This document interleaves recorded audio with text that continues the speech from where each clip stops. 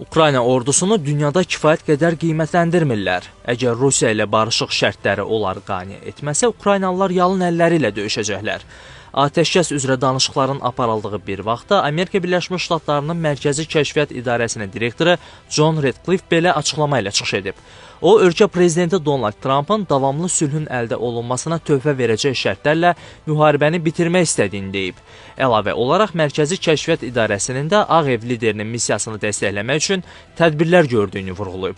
Rusiyanın döyüş meydanında üstünlüyə malik olması və yavaş-yavaş irəliləməsi fikirləri ilə razılaşan Amerika Birləşmiş Ştatlarının rəsmisi Kiyevə dəstəyini ifadə etməkdən də çəkinməyib.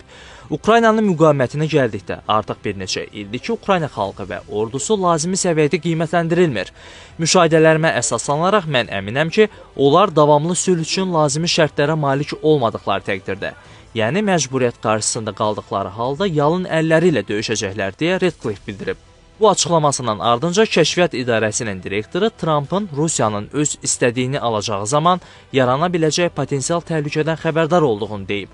Ona görə də əgər danışıqlar uğurlu olarsa, hər iki tərəf maksimum səviyyədə öz istəklərinə nail ola bilməyəcək, deyə Ratcliffe bildirib.